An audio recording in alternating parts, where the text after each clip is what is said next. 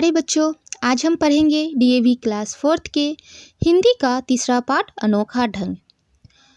इस कहानी में हम पढ़ेंगे कि हमारे राष्ट्रपिता महात्मा गांधी कोई भी काम अनोखे ढंग से करते थे, जिस कारण वो विश्व प्रसिद्ध हुए। उनमें बहुत सारे ऐसे गुण थे जिसे हम लोगों को अपने अंदर भी पैदा करनी चाहिए, जिससे कि हम भी जीवन में सफल बन सकें। तो आइए बच्चों, आज हम देखेंगे कि गांधी जी इस पाठ में हम लोगों को क्या सिखा रहे हैं। तो शुरू करते हैं आज का पाठ अनोखा ढंग। नोआखली की घटना है। गांधी जी शांति का प्रसार करने के लिए पैदल यात्रा कर रहे थे। वे सुबह सुबह एक गांव से निकलते और 7 बजते बजते दूसरे गांव में पहुंच जाते।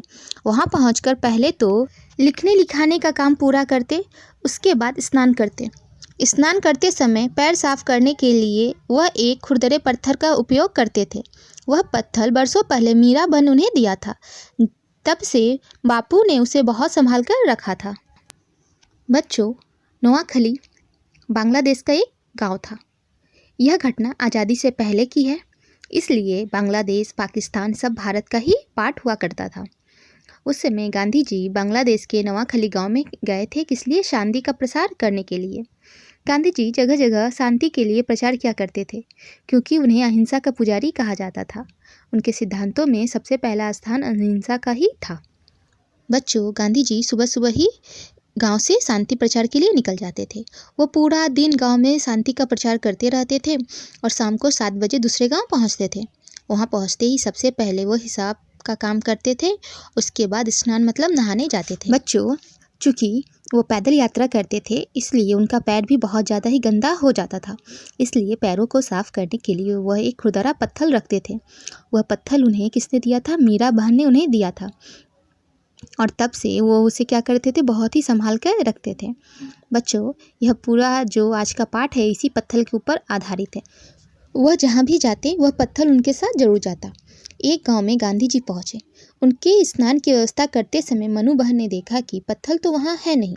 बहुत ढूंढा लेकिन नहीं मिला। उन्होंने बापू से पत्थर के खो जाने की बात बताई और कहा, कल हम लोग जिस जुल्हाई के घर ठहरे थे वहीं रह गया होगा, अब क्या करूं? बापू ने कुछ देर तक सोच के कहा, तुम खुद वहां जाओ और पत्थर को ढूंढ कर ले आओ, अकेले ही जाओ। एक बार परेशानी उठाओगी तो दूसरी बार नहीं भूलोगी। बच्चों, गांधी जी जहाँ भी जाते थे वो पत्थर को अपने साथ जरूर लेके जाते थे। जब वो दूसरे गांव पहुँचे तो उनके नहाने की व्यवस्था किसने की? मनु बहन ने की। तो क्या देख रही कि वो पत्थर तो है ही नहीं, तो बहुत डर गई और जाके बापू से कहा कि पत्थर तो खो गया। कल हम लोग जिस जुल्हाई के घर ठहरे थे लगता है वहीं रह गया होगा। तो बच्चों, जुलाहा मतलब होता है कपड़े बुनने वाले। पुराने ज़माने में जो लोग कपड़े बनाते थे उन्हें जुलाहा कहा जाता था। तो मनु बहन ने गांधी जी को कहा कि लगता है कल हम लोग जिस जुल्हाई के घर ठहरे थे वहीं पे वो पत्थर छूट गया है। तो बापू जी कुछ देर तक सोचे और फिर उन्होंने क्या कहा कि तुम खुद जाके उस पत्थर को लेकर आओ, अकेले ही जाना। जब तक तुम परेशानी नहीं उठाओगी तब तक तुम नहीं संभलोगी। मतलब जो लोग गलती करते हैं उन्हें इस गलती को क्या करना चाहिए? सुधारना चाहिए, जिनसे उन्हें वह गलती का एहसास होगा और वह कामों दोबारा कभी नहीं करेंगे। इसलिए गांधी जी ने मनु बहन को क्या कहा कि तुम खुद ही कल जाकर उस पत्थर को लेकर आना। अब आगे मनु बहन ने पूछा, किसी स्वयंसेवक को साथ ले लूं? बापू ने कहा, क्यों? मनु चुप रह गई। यह नहीं कह सकी कि अकेले जाते डर लगता है। बात यह है कि नोआखली में नारियल और सुपारी के जंगल थे, कोई भी रास्ता भूल सकता था। इसके अलावा मनु तब 15-16 साल की ही थी, अकेली कभी कहीं गई नहीं थी। लेकिन बापू के क्यों का जवाब उससे देते नहीं बना। बच्चों, स्वयंसेवक ऐसे लोग होते हैं जो अपनी इच्छा से दूसरों की सेवा करते थे।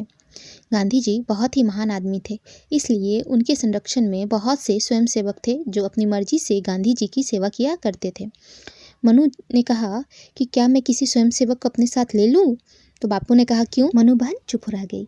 उन्होंने गांधी जी के क्यों का जवाब नहीं दिया। इस घटना के समय मनु बहन की उम्र सिर्फ 15 से 16 साल रही होगी और मनु बहन अकेले कभी कहीं गई भी नहीं थी। इसलिए उनको अकेले नोआखली जाने में क्या लग रहा था? डर लग रहा था। पर यह बात उन्होंने गांधी जी को नहीं बताई। उसके साथ साथ नोआखली का जो रास्ता था वो क्या था? जंगल से भरा था। और जंगल किसके थे? नारियल और सुपारी के जंगल थे, जिसमें कोई भी रास्ता भूल सकता था। तो उस समय नवा बहन तो एक प्यारी सी बच्ची ही थी, तो वह रास्ता भूलने के डर से क्या हो रही थी? बहुत ही ज़्यादा वो डर रही थी। अब आगे देखते हैं कि मनु बहन ने क्या किया। जिस रास्ते से वे लोग आए थे उसी रास्ते पे चल पड़ी।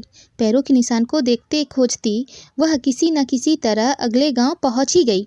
दुल्हे का घर भी मिल गया। उस घर में बुढ़िया रहती थी। उसने मनु को देखते ही पहचान लिया कि यह वही लड़की है जो बापू के साथ कल उनके घर में ठहरी थी। उसने बड़े स्नेह से मनु का स्वागत किया। एक तो बापू का खींच, दूसरे इतना लंबा पैदल सफ़र। मनु का बुरा हाल था। उसने बुढ़िया को अपने आने का कारण बताया।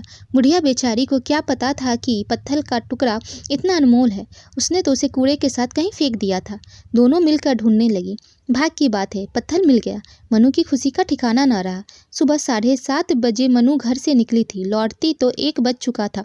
15 मील चलना पड़ा था। थक कर चूर हो गई थी। भूख भी बड़े जोरों की लगी थी। वह सीधे बाबू के पास पहुंची और उनके गोद में वह पत्थर डाल के रो पड़ी। प्यारे बच्चों, अगले दिन मनु बहन उसी रास्ते पे चल पड़ी जिससे वो लोग कल आए थे और पैरों के निशान को देखते हुए वो उस गांव भी पहुंच गई जहां वो लोग कल ठहरे थे। उस दूल्हे के घर भी उन्होंने खोज लिया जहाँ की वो लोग कल रात ठहरे थे। उस घर में एक बुढ़िया रहती थी। बुढ़िया ने मनु को देखते ही पहचान लिया क्योंकि वो जानती थी कि यह वही लड़की है जो कल बापू के साथ उनके घर ठहरी थी। उसने मनु के आने का कारण पूछा तो मनु ने सारी बात बता दी। उस बुढ़िया ने कहा, मुझे नहीं पता था कि यह पत्थर इतना खास है, मैंने तो उसे फेंक दिया है। मनु बहन और बुढ़िया दोनों मिलकर पत्थर को ढूंढने लगे। बहुत ही जल्दी वो पत्थर उन्हें मिल भी गया और मनु बहन खुश हुई। वो पत्थर लेकर वापस आश्रम आ गई और आश्रम आते ही उन्होंने पत्थर को गांधी जी के गोद में रखा और रो पड़ी। वो बहुत थक चुकी थी क्योंकि वह सुबह 7 बजे निकली थी और उनके आते आते 1 बज चुके थे और यह दूरी पूरा 15 मील की थी। इस यात्रा में मनु बहन जितनी डरी हुई थी उतनी थकी हुई भी थी। अब देखते हैं मनु बहन क्यों रो पड़ी। बापू ने बड़े प्यार से कहा, इस पत्थर के बहाने आज तुम्हारी खूब परीक्षा हुई। जानती है, यह पत्थर 25 साल से मेरी साथी है। जेल में रहूं या महल में, यह सदा मेरे साथ रहता है। ऐसे पत्थर और मिल सकते हैं लेकिन लापरवाही उचित नहीं। मैं तुम्हें यही सिखाना चाहता था। प्यारे बच्चों, गांधी जी के पास वह पत्थर पिछले 25 साल से था। वह पत्थर का छोटा सा टुकड़ा गांधी जी बड़े ही जतन से 25 साल से अपने साथ रखे थे। चाहे वो जेल में रहे या महल में, हमेशा वो पत्थर उनके साथ रहता था। लेकिन किसी कारणवश मनु बहन उसे खो दी। गांधी जी नहीं चाहते थे कि मनु बहन के अंदर यह लापरवाही आए कि वो किसी भी चीज़ को ढंग से न रखें। इस कारण गांधी जी ने उन्हें यह सबक दिया कि तुम अकेले ही जाओ और चीज़ को ढूंढो और वापस लेकर आओ। बच्चों, कोई भी सामान बड़ा हो या छोटा वो उतना ही महत्वपूर्ण होता है जितना कि हर एक सामान। ऐसा कभी नहीं सोचना चाहिए कि यह पत्थर है तो इसका महत्व कम है, या सोना है तो इसका महत्व ज़्यादा है। नहीं, हर एक स्थान पे हर एक चीज़ का उतना ही महत्व होता है।